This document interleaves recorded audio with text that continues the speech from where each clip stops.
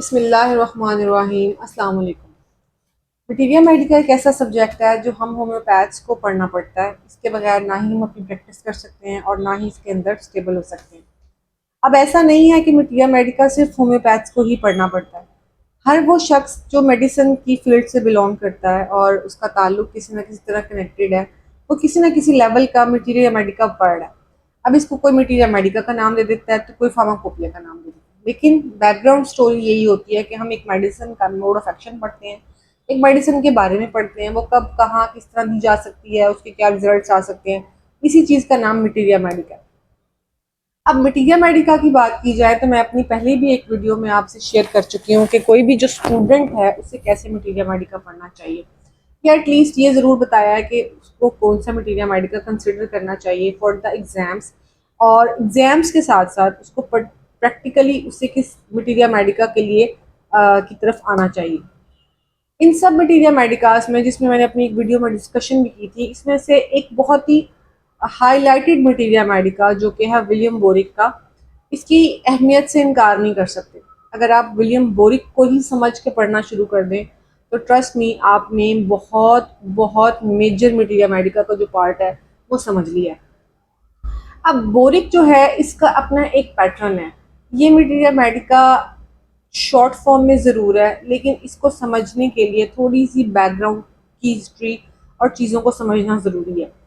Boric material Medica कहीं कहीं पे मेडिकल टर्मिनोलॉजीज में लिखा गया है, तो कहीं कहीं पे ये कॉमन लैंग्वेज में लिखा गया। और क्योंकि ये जब लिखा गया, या जब ये बुक प्रिंट हुई होगी, या जिसने लिखा होगा वो डेफिनेटली वो आज की इंग्लिश से एक डिफरेंट इंग्लिश बोलता था, क्योंकि लैंग्वेज अपने आप को बदलती रहती है। उस वक़्त के अल्फाज और उस वक़्त के जो यूज़ वर्ड्स हैं वो डेफ़िनेटली अब कम यूज़ होते हैं। अच्छा, दूसरा मेन मसला ये आता है क्योंकि हम लोगों का एक लैंग्वेज बैरियर तो कुदरती तौर पे है। बहुत से होम्योपैथ्स जो हैं उनके अंदर लैंग्वेज बैरियर का प्रॉब्लम आता है। इस वजह से जब हम लोग बोरिक की बात करते हैं और फिर इंग्लिश की मटीरियल मेडिका के बोरिक की बात करते हैं, तो हम समझते हैं कि भाई ये एक ऐसी चीज़ है जो कि समझी नहीं जा सकती, पढ़ी नहीं जा सकती, लेकिन ऐसा बिल्कुल नहीं है। बोरिक का मटीरियल मेडिका दो ही पैटर्न्स पे लिखा गया है, या एक मेडिकल टर्मिनोलॉजीज के पैटर्न पे लिखा गया है, या जो कि मेजर पार्ट है, या आपको कहीं कहीं इसमें कुछ ऐसे वर्ड्स मिलेंगे जो कि जस्ट फॉर ग्रामेटिकल मीनिंग्स में है, या वो एक लैंग्वेज मीनिंग्स में रखते हैं, अपना अपना मतलब रखते हैं। तो आज से हम ये एक सीरीज स्टार्ट करेंगे जिसके अंदर मैं आपको material Medica of boric, William boric के मटीरियल मेडिका से आपको कुछ चीज़ें समझाने की कोशिश करूँगी, कुछ अपना नॉलेज शेयर करूँगी जो मैंने समझा। डेफिनेटली ये इतनी वास्ट किताब है कि इसकी हर चीज़ मुझे तो समझ आ भी नहीं सकती, किसी को भी नहीं आ सकती। तो मैं ऐसा कुछ नहीं क्लेम कर रही कि जो मैं कह रही हूँ वो मैं ही ठीक कह रही हूँ, ऐसा कुछ मैं क्लेम नहीं कर रही। हाँ, ये ज़रूर है कि समझने की कोशिश को मैं आपके साथ शेयर करना चाहती हूँ, ताकि हम लोग मिलकर इसको सीखें और मिलकर इसको पढ़ें।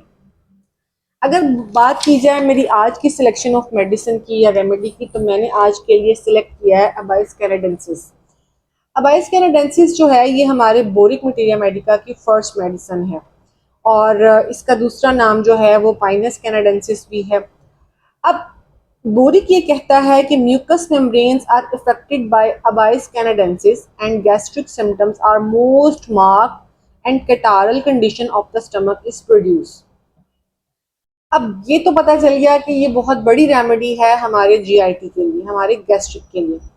दूसरी बात वो इसके अंदर जो कह रहा है, वो कह रहा है कि स्टमक की जो लाइनिंग्स हैं उनमें कैटारल कंडीशंस प्रोड्यूस हो जाती हैं। सवाल ये पैदा होता है कि कैटारल कंडीशंस तो हम लोग अपने रेस्पिरेटरी के अंदर पढ़ते हैं, तो स्टमक की लाइनिंग या स्टमक से रिलेटेड सिस्टम के अंदर ये कैटारल कंडीशन का मतलब क्या है। देखिए, असल में कटार का मतलब जो है वो होता है कोई भी इंफ्लेमेशन। अगर वो जीआईटी के अंदर है तो वो जीआईटी के कटारल कंडीशन है, जिसके सिम्टम्स डेफिनेटली थोड़े डिफरेंट होंगे। अगर ये रेस्पिरेटरी सिस्टम के अंदर है तो ये डेफिनेटली इन्फ्लेमेशन ही होगी, बट उसके सिम्टम्स कुछ और होंगे, जो कि म्यूकोजा हो सकता है, कोई स्पूटम हो सकता है, कफ हो सकती है, इरिटेशंस हो सकती हैं, फर्दर उसके साथ ब्रोंकाइटिस कनेक्टेड हो सकता है। तो जब स्टमक के अंदर हम कटारल वर्ड को पढ़ते हैं तो इसका मतलब है कि कोई इन्फ्लेमेशन आ चुकी है। और इन्फ्लेमेशन कब आती है?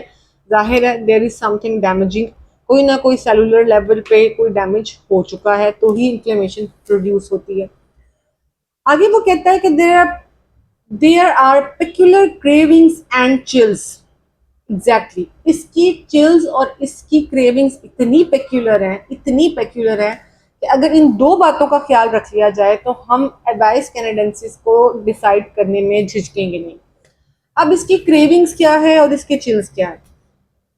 इसकी जो क्रेविंग्स हैं वो आपके जितने भी पिकल्स हैं, गोश्त है, लोडेड चीज़ें हैं, हैवी चीज़ें हैं, बहुत ज़्यादा जंक टाइप की फूड है, बहुत ज़्यादा हैवी फूड है, वो इसकी डिमांड हो सकती है।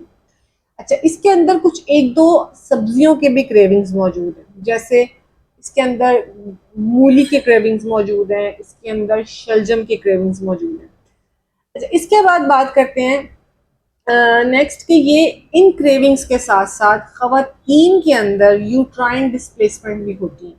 अब यूट्राइन डिस्प्लेसमेंट का क्या मतलब है? देखिए, यूट्राइन डिस्प्लेसमेंट का मतलब होता है कि कोई भी ऐसी चीज जिसकी वजह से यूट्रस अपना काम परफॉर्म नहीं कर पा रहा, उसमें कोई फीलिंग हो सकती है, कोई पेन हो सकता है, स्पेशली जो यूट्रस का फंडस का रीजन होता है, इसके अंदर ये फीलिंग पैदा होती है।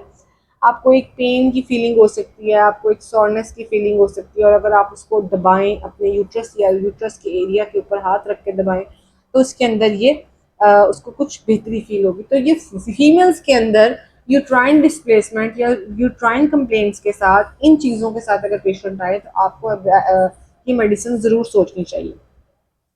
इसके बाद वो कहता है कि जितने भी डिस्प्लेसमेंट्स हैं, यूट्राइन डिस्प्लेसमेंट्स हैं, वो साथ ही साथ आपको डिफेक्ट्स मिलेंगे न्यूट्रिशन के भी। आपको कहीं ना कहीं लॉन्ग टर्म पे वो पेशेंट आपको बता रहा है कि उसने अच्छी खुराक नहीं खाई, उसने दूध का इस्तेमाल नहीं किया, उसे जिस जिस एज में जो अच्छी डाइट लेनी चाहिए थी वो उसने नहीं खाई, तो वहाँ पे आप बाइस कैनेडेंसिस को सोच सकते हैं।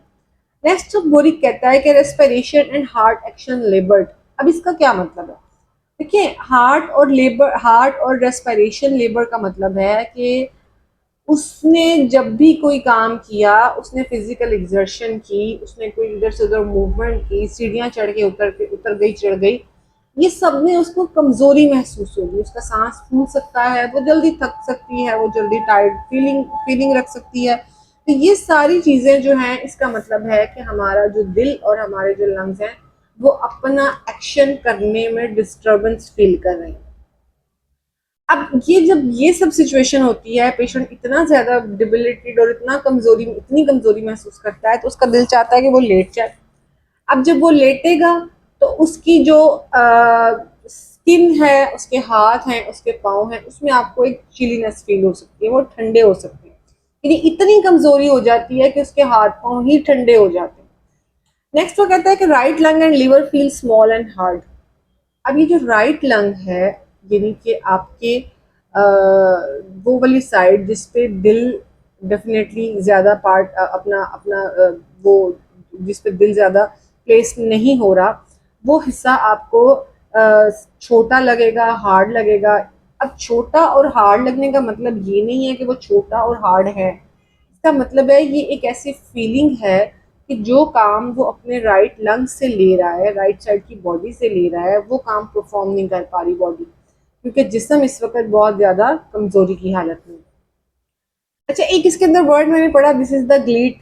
ग्लीट का मतलब होता है there is some kind of discharge जो कि ट्रांसपेरेंट है, और ये आमतौर पे आपको यूरिन के साथ भी मिल सकता है, यूरिथ्रा से भी आ सकता है, और भी आपको जो वॉमिट हो रही है या खुदा ना खास्ता इस कंडीशन में आपको कोई नोजिया फीलिंग आएगी या आपको वॉमिटिंग होगी, स्टूल आएगा, उसके साथ भी आपको ये वाली डिस्चार्जेस मिल सकते हैं। अगर बात की जाए इसके हेड की, तो हेड का चैप्टर कहता है कि फील्स लाइट हेडेड। सर बहुत हल्का है, means nothing in the head, sir में है ही कुछ नहीं। अब ऐसा तो नहीं हो सकता कि डेफिनेटली उसका ब्रेन है, तो ब्रेन तो मौजूद है, बाकी चीज़ें भी सिस्टम्स काम कर रहे हैं, लेकिन वो असल में सोचने समझने की सलाहियत प्रॉपरली कर नहीं पा रहा कमजोरी की वजह से। इसको लगता है कि बस मेरा सर खाली खाली है। अच्छा, एक इसके अंदर एक वर्ड है, this word is the tipsy. Tipsy जो है, इसका मतलब होता है कि अगर इसका हम लोग ग्रामेटिकली या वर्बली इसका मीनिंग देखें तो इसका मीनिंग होता है कि आप जैसे इंटॉक्सिकेटेड हो चुके हो। आप यूजुअली आप यूँ कह सकते हैं कि आप थोड़े से ड्रंकन स्टेट में, जब हम थोड़ी गनूदगी की हालत में होते हैं, जो लोग नशा करते हैं वो इस चीज़ को समझ सकते हैं, लेकिन जो नशा नहीं करते वो बाज़ दफ़ा जब किसी अनकॉन्शियस स्टेट में जाते हैं, वो जो एक गनूदगी की स्टेट होती है उसको हम टिप्सी का वर्ड बोलते हैं, टिप्सी उसके लिए इस्तेमाल होता है। तो ये इसके हेड की सिम्टम है। स्टमक की बात की जाए कि nine hunger with torpid liver. Torpid liver means liver कमज़ोर होता है, डेफिनेटली उसका डाइजेशन प्रॉपर नहीं काम करे तो कमज़ोरी आएगी। इसके अलावा इसके अंदर नॉइंग, हंग्री, फेंट feeling at the epigastric region. Epigastric region वही रीजन है जहाँ पे आपका तकरीबन स्टमक पड़ा हुआ है, और इसी रीजन को जो है वो हम लोग फीलिंग महसूस करेंगे कि जहाँ हमें लगेगा कि कुछ अजीब सी फीलिंग हो रही है, ये फीलिंग फेंट जैसी फीलिंग होगी, कुछ डूबता हुआ एहसास होगा। तो ये सब पेशेंट्स की फीलिंग है, और ज़रूरी नहीं कि पेशेंट आपको ये बताए। बाज़ पेशेंट्स ये चीज़ें फील नहीं करते, वो इतने ओवर सेंसिटिव नहीं होंगे तो वो फील नहीं करेंगे। बाज़ पेशेंट्स के साथ हो सकता है ये हो ही ना रहा हो।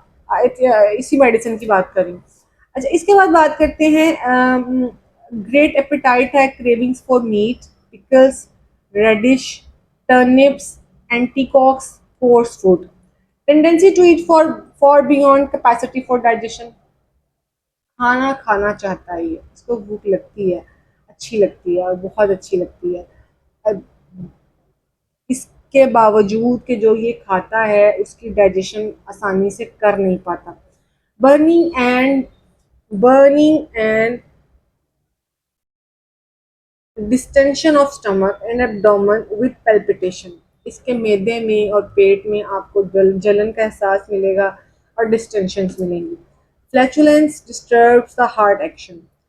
गैस की वजह से इसको दिल के एरिया में कोई दर्द हो सकता है, पैल्पिटेशंस हो सकती हैं, ये आपके पास आएगा तो ऐसे लगेगा जैसे कि दिल का मरीज़ है, बट बेसिकली दिल का मरीज़ नहीं है। इसको गैस की वजह से, स्टमक के अंदर जो गैस प्रोड्यूस हो रही है उसकी वजह से इसका हार्ट डिस्टर्ब हो रहा है। Pain in right shoulder blade and constipation with burning in rectum. आपका जो राइट शोल्डर ब्लेड है वो क्यों का पेन कर रहा है? Because maybe there is some symptoms have liver symptoms. Liver के सिम्टम्स की जो डिस्टर्बेंस है या लिवर की जो डिस्टर्बेंस है वो दरअसल राइट शोल्डर ब्लेड में पेन पैदा कर रहा है। अच्छा, इसके अलावा बात करते हैं फीमेल की। फीमेल के चैप्टर में वो कहता है यूट्राइन डिस्प्लेसमेंट्स होती हैं। Uterine displacement, sore feeling at fundus of uterus.